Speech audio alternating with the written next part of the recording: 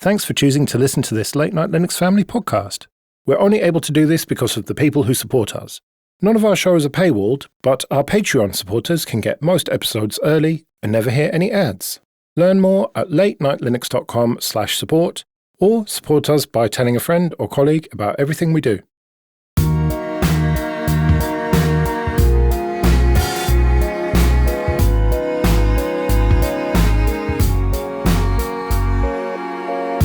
Hello and welcome to episode 394 of Late Night Linux, recorded on the 13th of July 2026. I'm Joe, and with me are Félim. The ball hit the wire. Graham. Good evening. And Will. Hello. I think you mean it's coming home, Félim. No, I don't think it is. I think it's been stolen. A tainted victory. Well, it'll be tainted when Argentina beats us thanks to the fix. I can only hope, because it'll make you boil and it'll be funny. There's not a huge amount of news, but let's talk about Wrexham AFC and Firefox announcing a multi-year front of kit partnership. So Wrexham Football Club, famous for being bought by those Hollywood guys, have done a deal for their shirt to be sponsored by Firefox. Multi-year deal, but in both press releases, it only talked about the first year. So I don't know what that actually means. But is this good? I think so. Probably. Maybe. It's tricky because I think it's a great way of reaching out to people generally who would otherwise be completely unaware of Firefox in any other way. It's not like normal people will see talk of Firefox in their news feed, unlike us.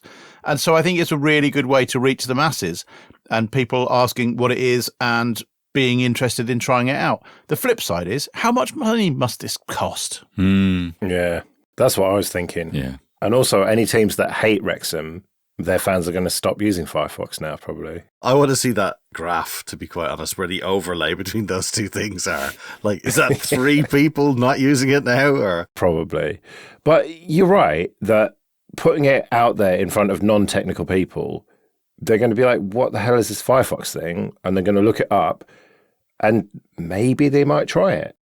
Or maybe they've kind of heard of it and like, oh, that means I can watch YouTube without ads because of the ad block thing that you can't do on Chrome anymore. So maybe it's a good thing, but it must have cost them an awful lot of money. And could that money have been spent better elsewhere? I don't know. It's hard to say. I agree with what we're saying. I think it's quite a good thing. I don't want to know how much it costs, because it's a nice bit of marketing. Maybe they should capitalise on the fact that you can block ads on Firefox, but I guess that goes against everything. And in an advert, that'd be a bit ironic. Sick of seeing this ad. You could block it with Firefox. Yes, yeah, actually, that's not bad. Yeah. Block ads like these. Choose Firefox. Well, I mean, it's literally what I do at the beginning of every episode of all of our shows. Like, this is an advert for don't have to listen to this advert anymore. Join the Patreon. Yeah, I do think Firefox, Mozilla should really lean into this, into us owning the web, us as the users, us who are predominantly paying for our own broadband, paying for the data that's being piped to us. Why not? That's what the internet was founded on, that idea. And we shouldn't be afraid of embracing it. I don't much watch the series where, what's the fella, Dead Mouse, or whatever his name is? No, not Dead Mouse, the other guy. Dead something. Deadpool, that's the one. So when that football thing is on, is there much actual football footage? Probably isn't, is there? So it's not like the Firefox logo is even going to be on the Netflix series or whatever series it comes on. I'm not even sure, but I think it probably will end up on that show, won't it? Like, there's got to be some shots of like the kit and whatnot. Are you sure? Because like, if the start of the whole Formula One Drive to Survive thing, there wasn't an awful lot of racing on it because they didn't have the rights to get the racing on it. Even now, it's a more behind the scenes thing, which I imagine that show is. So is this Hollywood-esque / California, oh, what sport is popular right now? Oh, the World Cup's on. It's football. What football teams are popular? Oh, there's one on that streaming service. Let's get that one. And nobody looked at what sort of percentage of people will see it. It wouldn't surprise me if that's how this came about, actually, yeah. Because let's face it, Wrexham's not exactly a massive team. It's not like they're going to be on fucking Sky Sports premium, God knows what footage, and then it's going to be all across Europe, is it? It's what? Oh, I don't know. I was going to say a division there. I don't even know if they're called divisions anymore. So, yeah, I'll shut up. But yeah, I don't think it's going to be that scene. Well, they're in the Championship, which is the second tier of English football, which is still pretty good. And you never know. They could potentially get promoted into the Premier League. I don't think it's massively likely, but you never know. Okay, well, that is actually better than I thought they were. I thought they were far more dead than that. But, yeah. Well, I think that's the whole point, that they weren't doing brilliantly, and then the Hollywood types came and spent a load of money and made them good. Yeah, ideally, Firefox should have got in, like, just as the series started, when it was cheap still. But, yeah, another Mozilla special. Very much the Firefox phone of sponsorships. 2 fucking phones. But 2 fucking phones. Zombie Who Owns Unix lawsuit comes alive again, according to the Register. So this is the really... I really thought this was dead. The SCO versus IBM thing, which predates even my interest in Linux. Like, when I first came along into this world, there was this ancient ongoing lawsuit thing that kept going back and forth to various courts. And it's not dead. Like, what? How is this possible? God, yeah, this seems like 2 lifetimes ago. It's only when I kind of read this that I thought, wow, I do remember that. That was a thing. It for a moment, it seemed like a semi-existential threat to what we were trying to do with Linux. But of course, it dragged on and on and on and then came to nothing. And it seems weird. Like, you're right calling this a zombie. I can't go anywhere, can it? I bloody well hope not. It was a ridiculous lawsuit to begin with. It was what? Header files, basically. Ah, Jesus. Well, I'd just like to know, who has the Grocklaw domain? Because, I mean, surely that's going to be resurrected now as well. Wouldn't surprise me if Musk owned it. Oh, for God's sake, yeah, I hadn't even thought of that. But there was a time, wasn't there, when people genuinely thought that this could be a threat to Linux. And potentially even companies running Linux might get dragged into it and having to pay license fees that they thought, well, hang on, this whole point of Linux was there is no license fee. Yes, and as I remember, it was the first time that, I think whenever it was, 2003 or 2004, so I just started working at Linux Format Magazine. It's the first time it kind of dawned on me and us maybe that, oh, there's probably something in Linux and open source if it's attracting this kind of attention. Because before then, it really felt like we were still a bit of an amateur project, unlikely to, make much kind of a difference in the world of big corporate software. But this was like, oh, okay, so it's scary, but at the same time, it means that Linux is a worthy target. It's like a validation. Yeah. I don't really remember understanding the legal side of it. As Félim said, the use of Unix in certain bits of what's documented in Linux source code, and it always seemed full of holes, so I never really understood why there was any credibility in it, but then I'm not a lawyer. Yeah, I guess that's the funny thing. If you're a lawyer, it doesn't matter. It's just, yeah. How do my billable hours look this week? Yeah, no, I totally remember this because it was like very early on when I started work full time, and I used to get slaggings in the pub about it, it's just so bizarre back then to think about it, and then how much of a farce it became near the end, where everybody sort of realized how absolutely unfounded nonsense it was. But I think you're right. It was one of the best advertising campaigns for Linux ever. Well, I suppose we'll see if anything comes of this. It seems pretty unlikely to me, but then you never know with these things. If there's enough lawyers who think they can make enough money out of it, maybe it will drag on for a bit longer. Maybe another couple of decades. But speaking of a couple of decades, Red Hat Enterprise Linux Long Life Add-on, your path to RHEL with no predetermined end date. So, if you are willing to pay Red Hat a sufficient amount of money, they will support your old RHEL version indefinitely. This sounds like people who thought it was bad enough that IBM had bought them that now they have to work on a 2. kernel for the rest of their life. Can you imagine being stuck supporting something for 40 odd years? Well, I mean, there's loads of people who work on COBOL and stuff, you know. Yeah, again, I don't think anybody's racing out of university going, God, I can't wait to get stuck into some legacy mainframe shite. Like, oh. Well, no, but the people who know that shit and can charge an awful lot of money for it are happy to go and do it, I would imagine.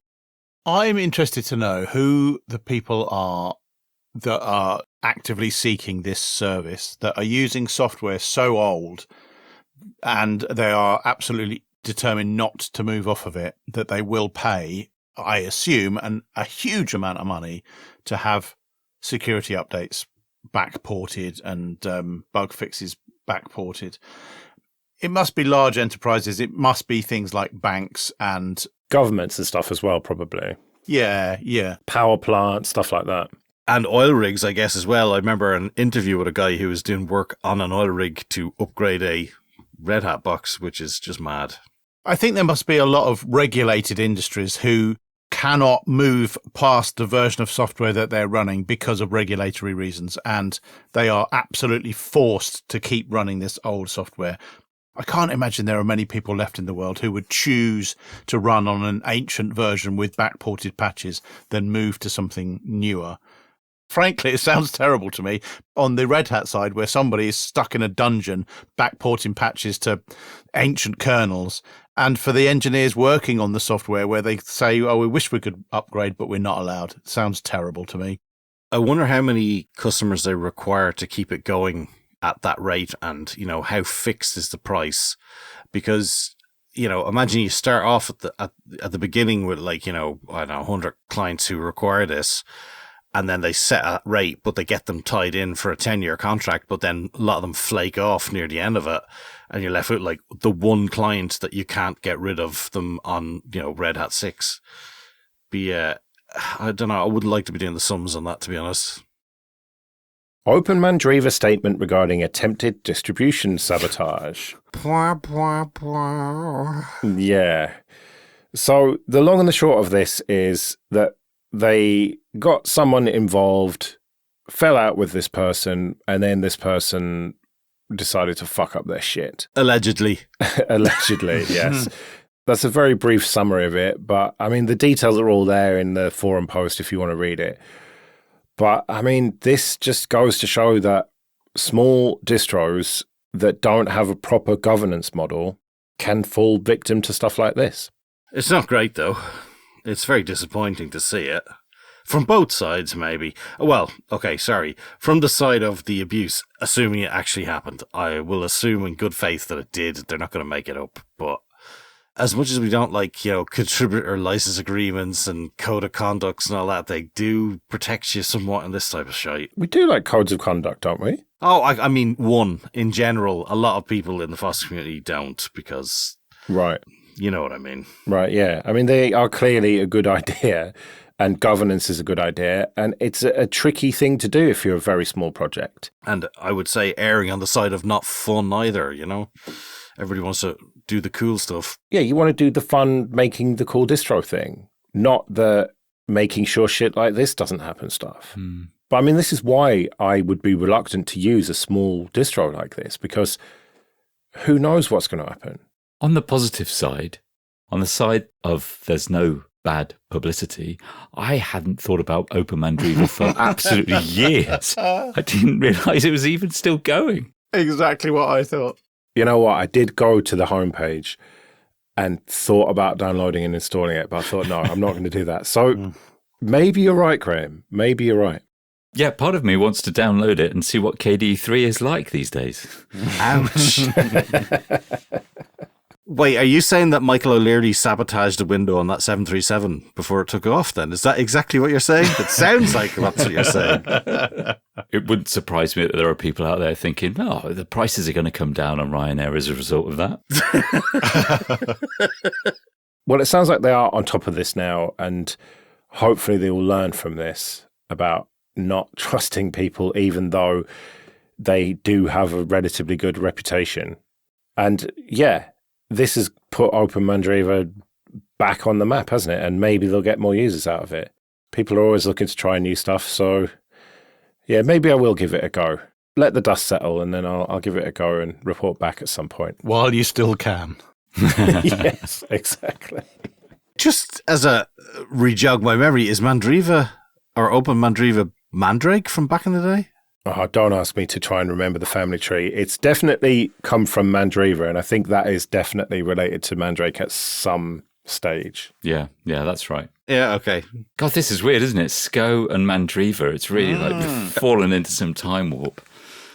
Mandrake was my first distribution, I think. It was the first one I got to work. Yeah, you're right. After RHEL, I did try Red Hat. Oh, Jesus, yeah. That was brutal. RHEL and SUSE even, and it was just a nightmare. Was Mandrake French? Yes. Gal Duval created it. He does that E/E// phone thing.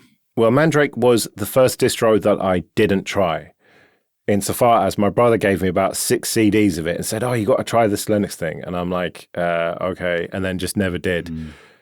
And then it was only when he said, try this Ubuntu thing, where it was 1 CD, that I was like, okay, I will actually give this a go. But that's actually what made it so good for me. I got it off a cover disk, and it's when I started doing like open source development, and because it included all of the development libraries alongside everything else, so you had everything you needed to start compiling things. Was it a cover DVD then? No, that was, I can't remember. I think it came with the CDs, lots of CDs. There was a magazine in France called Planet Linux that I bought it for just Mandrake. Right, I see. It's why I end up on SUSE Linux, because it was the only one where I didn't have internet like for the first 4 years of using Linux, really. So it's like, yeah, you had to have something that had the whole repo in there. It's like the idea of updates. What? Didn't do them on Windows, didn't do them on Linux. So well, I had a whole megabit, I think, by the time I tried Linux. So I was downloading ISOs left, right, and center. So many ISOs. Kids. I know. Don't know I'm born, do I? Félim, how many times are you going to put KDE at 30 in our fucking show notes? Fucking all of the times. When I discovered that during the week, Steph came up doing our end of year, which is April for us. And she goes, I can't reconcile this. You're paying something out of PayPal. And I'm like, I don't have a PayPal account for work. I did. I forgot I had it. And I set it up to pay my KDE membership, which I then changed over to the open membership thing. Did I cancel the old one? Did I fuck? So I've been paying twice to KDE. So I demand they build a statue in my honor. So yeah. Oh, come on, for KDE Corner alone, you deserve a statue, don't you? I demand it be marble. It has to be something good, not that cheap shite. I want the good stuff from Italy. You can have a bronze one, like Cristiano Ronaldo's statue that looks nothing like him. Yes, please. Why is it in our notes then? Okay, so it's 30 years this year. It's absolutely fantastic. 1996. So 70% of the people who support KDE are its actual users, which is excellent. So they start off with about 1,200 permanent members, and they want to try and reach 1996. And they already have about 125. So the idea is to get people involved, sign up for memberships, sponsor applications, get your name in the credits, things like that. I think it's a really cool idea. There's a couple of comedy sort of things where you can upcycle 30 phones at a free mobile operating system. It's like, yeah, okay, good luck with that. But there's some good stuff there, and they're having parties in various places around the world, and they want to add as many as they can. And yeah, look, 30 years of KDE is absolutely epic. And given the fact that it's continuing the way it has as a proper, funded project by its own users, I think it's really good. It's been a while since we checked in on the Kagi experiment. That's the paid-for search engine. So Will and Graham, I know you had tried it. Are you still using it? It is still my default search engine via the Omnibar. The initial kind of, culture shock has worn off, and now it is just search again.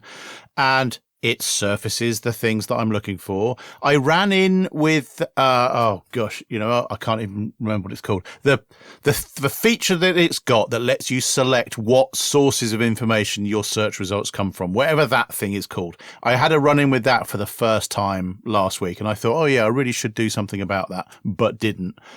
But just generally speaking, it is still returning the thing that I'm looking for in the first or second result. It has all very similar features to Google. You can search for images, you can search for news, you can, browse just general search results. And yeah, I'm still using it, and I don't miss Google search. I think I've probably used !G twice in the last month just to see if I could find some other results. But it's fine. I'm using it. It's fast enough. Oh, that I was having a problem with it prompting me to prove that I was human like every few goes. What happened with that? That's gone away. All right. So either there was an update to my ad blocker or they fixed something or I don't know. But it's fine now. It's gone away. So that's good news. Just generally, though, I still find search to be really disappointing. It's still a whole bunch of clickbait and unrelated articles and listicles and sites which claim to have answers to questions but don't. It's just generally a shitty experience searching now. Unnecessary info, but my tumble dryer was a bit smelly and I wanted to know what to do about it. And what I found was a whole bunch of people asking the same question with no answers. And those results were getting far too high up the search results, which was a bit frustrating. But yeah, otherwise, search is boring now. Kagi does a decent job of it. I have no plans to change for the time being. I'm still using it. It's still the default on my personal browser. I prefer it to DuckDuckGo, so I'm finding it more useful than DuckDuckGo for its default results. At the same time, I still use the !G quite a bit, almost as muscle memory. So it's not been able to really make an incursion on that. It's okay. I haven't been hugely disappointed. I haven't been disappointed enough to uninstall it and go back to DuckDuckGo, which I think I'll reluctantly do when the trial runs out. That was my next question. You two are not actually paying for this at the moment. Would you pay for it? How much does it cost? Well, it's $10 a month plus tax for unlimited searches. So what's that? Like probably about a tenner by the time you've paid the tax and everything. Yeah, the starter tier, which is 300 searches, 10 searches a day. I probably don't search 10 times a day anymore because I use ChatGPT or Claude for pretty much everything now. I know, but it's better. So $10 a month sounds like a lot of money for search. You'd rather just get wrong information. Cool. It isn't wrong, though, is it? It's correct and it's better and it's succinct. No, I can't even say it. You know what I mean? It's good. I don't know is the honest answer. I think we'll have to find out. I think maybe 300 searches a month will be enough. So maybe it'll only cost me $5. That sounds reasonable. That's an interesting point. I might pay if it gave me some API access that I could use with one of those things that we can't mention, because I would like a reasonable search that I kind of have some ownership over, that I can use with a clear conscience and pay for, but not at a huge amount. If I could pay less than $10 and have some modest API ability, then that's a possible yes. Well, once OpenAI and Anthropic go out of business, you're going to have no fucking choice but to use this, Will. So you may as well get used to paying for it, I reckon. The free offer must be expiring pretty soon now. So ask me again in a month's time. Let's see where we're at. Will do. Right, well, we better get out of here then. We'll be back next week when who knows what it'll be. But until then, I've been Joe. I've been Félim. I've been Graham. And I've been Will. See you later.